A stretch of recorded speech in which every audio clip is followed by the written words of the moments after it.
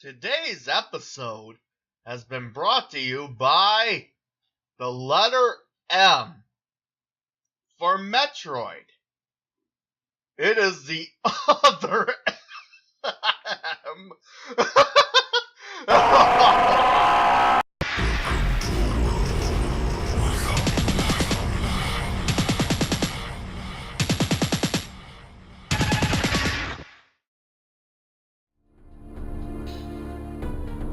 For the most part, Metroid Fusion plays similar to the game its sequel, Super Metroid.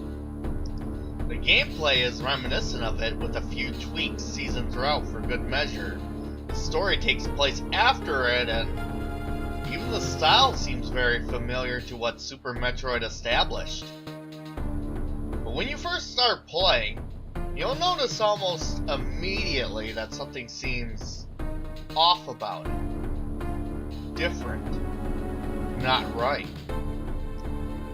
Clearly this is taken after Super Metroid, but at the same time, it's not Super Metroid at all. It is due to me, the voice that guides you throughout this game in your character.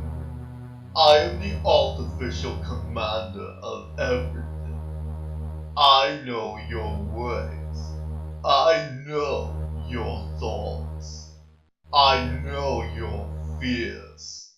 And it is I that guides them towards the final destination. Now, Adam, now's not the time. I am the all. Adam, stop! Why? Oh, you know why. You're ruining the analysis. But you realize I'm a major part of the game. Yes, you are. But you are only one cog in the dissonance of this game. What? Alright, fine, just shut up already. Very well. I will shut up for now. Yes. For one thing, the game seems to abandon much of Super Metroid's more open world, discover things yourself structure, in favor of a more linear, laid out for you motif. This, in turn, makes room for things not previously explored as much in other Metroid games. Things like character development, backstory, and horror. And dialogue. And dialogue. Yes, thank you, Adam. And interaction between characters. Yes, that too. And narration. But we already And got this that is in all Super Metroid. organized by me, the host of the game. Adam? Yes, Vexy. Shut up. Well, that was uncalled for! Yes, it was. Now, Metroid always had a dark, dreadful, alien atmosphere and style. Indeed, it was very much influenced by Ridley Scott's Alien films. And borrowing from that, much attention was focused on visual storytelling and being fully consumed by entire worlds. This was first perfected in Super Metroid, where, despite seemingly having little story and dialogue, told its story through the visuals and style. Through interpretation of this alien bleak world, it was more than possible to form character development, story, and even ideas and emotions from them. Super Metroid has been widely hailed as a Metroid game that did this so perfectly that not only will future Metroid games be inevitably compared to it, but also help create the Metroidvania genre as we know it. So, Metroid Fusion, being a sequel to Super Metroid, had a great deal to live up to. And let me say, the way Nintendo decided to develop Metroid Fusion was, in a way, genius. See, Metroid Fusion lives up to the Metroid name by disrupting it in terror. Terror? The only terror of this game comes from my command. creating the linear world of Metroid Fusion. I am the true component of whole of Metroid Fusion. And Vexy, why are you lowering Metroid Fusion takes Super Metroid's bleak alien exploration and corrupts it in favor of bringing elements of horror.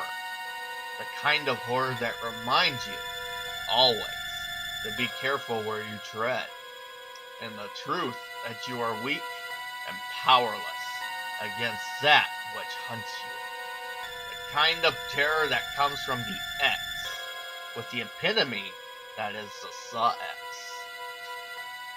Tell them about the X, Vexy. I will. Thank you, Adam. You're welcome. The X are a species of parasites that copy the appearance, abilities, and memories of whatever they infect and kill, mutating them into their needs. This is in itself very dangerous and horrifying, but since you are some kind of human Metroid hybrid in this game, and the Metroids happen to be predators of the X, these parasites are usually just conveniently placed enemies to your progress, and a source of it. However, the Saw X is a completely different beast. It's a copy of yourself when you were at your most powerful, and as such represents you in every way. In every sense, it basically was you during and after Super Metroid, but now instead of being the hunter, now it is you who are hunted. But perhaps literal icing to this terrifying cake is that, since you're now part Metroid, you are completely weak to cold, and the Saw X knows this all too well.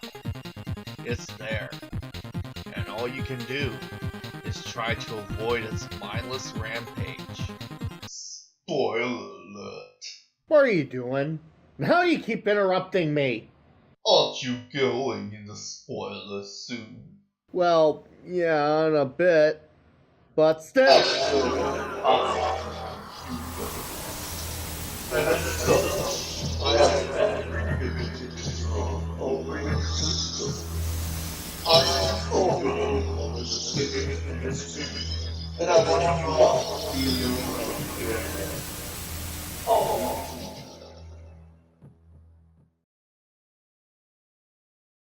Are we clear?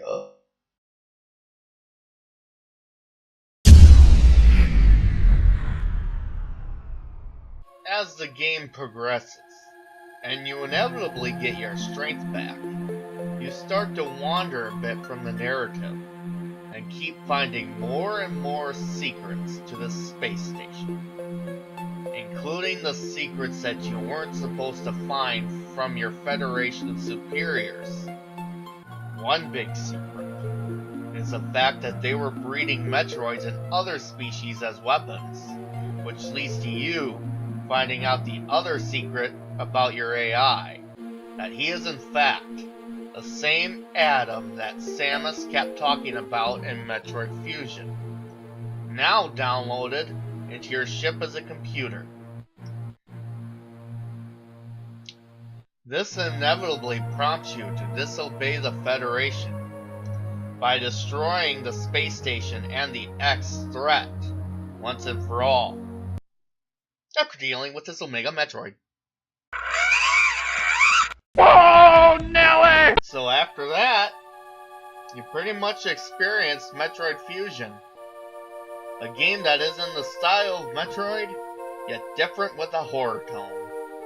A game of less exploration, more fear, but still bears the Metroid name and style perfectly. Not much better than Other M anyway.